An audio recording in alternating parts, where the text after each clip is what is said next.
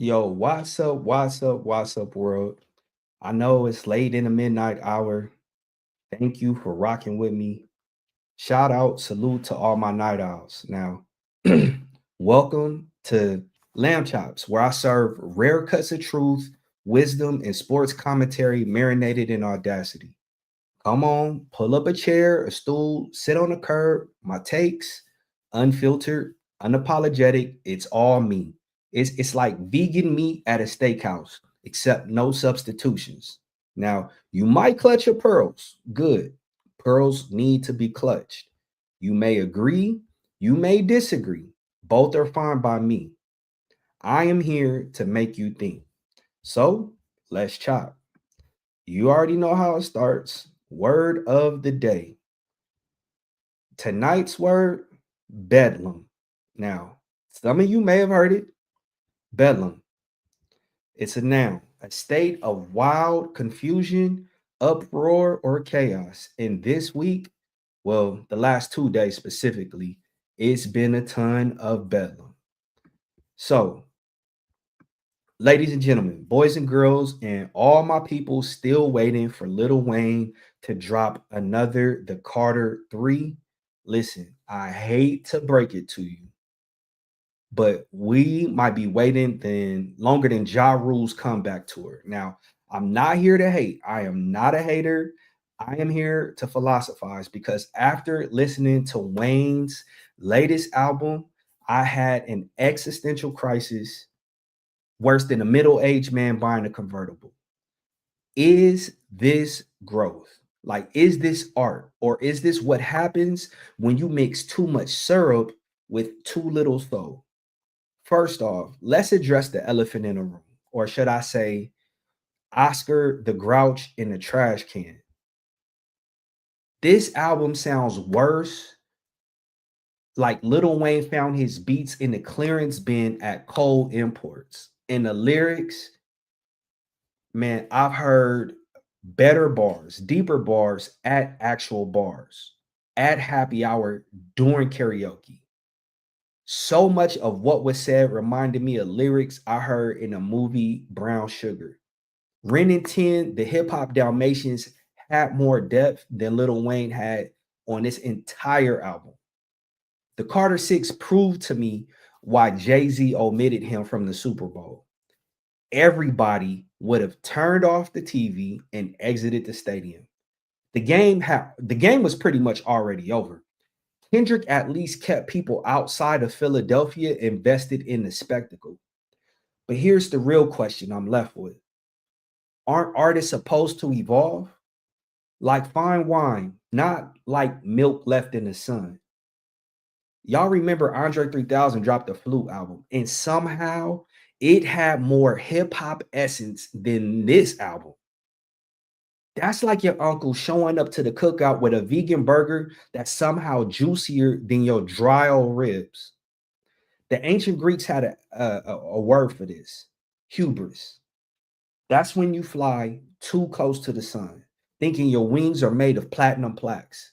And Wayne, my guy, Icarus called, he wants his wings, lean, and Zannies back. But what did Push say? He said, Flash without the fire, another multi platinum selling rapper trapped and can't retire. Yeah. Now, let's talk about the bigger picture. Hip hop, like sports, is an industry that feasts on young black talent, like it's an all you can eat buffet. But what's left after the feast? A bunch of empty plates and a stomach ache of regret. Think about it. How many athletes and artists end up like Mike Tyson, earning $300 million, but later admitting, I lost it all on pet tigers and bad decisions? Or Evander Holyfield, who made $200 million and now sells his memorabilia to pay the bills. That's not retirement. That's a yard sale for your dignity. The Tao Te Ching says, he who knows he has enough is rich. But in hip hop and sports, enough is a myth. Three things are never satisfied, and two never say enough: the eyes, the grave, and the stomach. It's like trying to fill a bucket with a hole in it, chasing clout, cash, and relevance only to realize too late that the hole was in your soul. So, what happens when the spotlight fades? For some, it's a mental health spiral. Ronda Rousey, she talked about suicidal thoughts after losing a fight. Naomi Osaka, she stepped back from tennis to save her sanity. And Ian Thorpe, yeah, Ian Thorpe that used to dominate in the pool. That Ian Thorpe. Dude dominated, but after later admitted he felt empty without competition.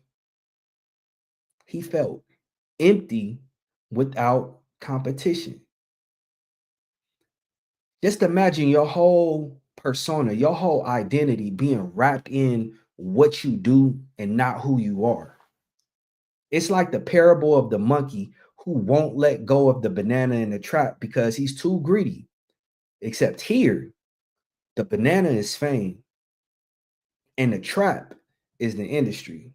And Wayne, my brother, you're still holding on to that banana, but the zoo closed years ago. It's time to let go.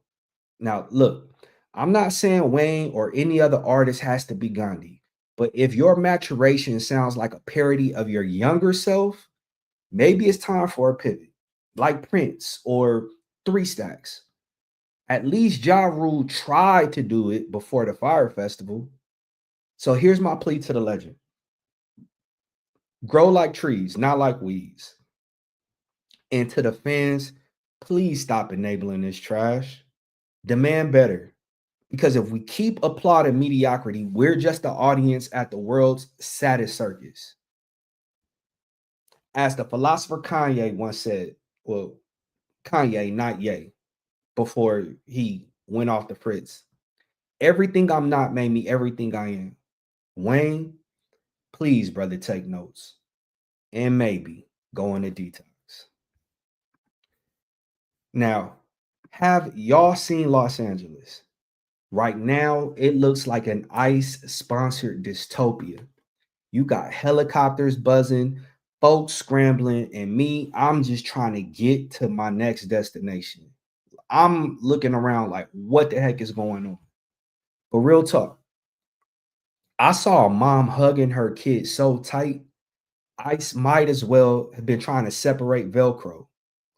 And some brave soul was out there chucking chocolates and helmets and yelling at agents like, this is for la raza, cabrones. Which, honestly, I gotta respect. I gotta salute.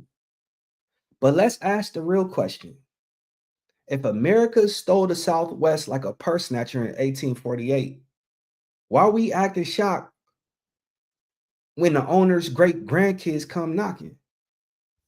See, America, America's border policy is like your Tio after three Modelos, loud, inconsistent, and forgets his own history. We took California, we took Arizona, we took New Mexico, we took Texas by force. You can call it manifest destiny. It sounds so Chardonnay-ish. It sounds like caviar. It sounds so fancy, like a, a three-star Michelin restaurant. But when Jose picks lettuce in Salinas, oh, he's stealing our jobs. Babe, he's stealing jobs we stole first.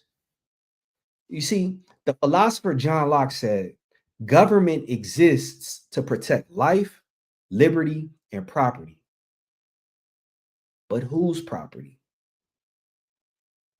Whose liberty? When the United States annexed Mexico's land, was that legal? Or was it just winning?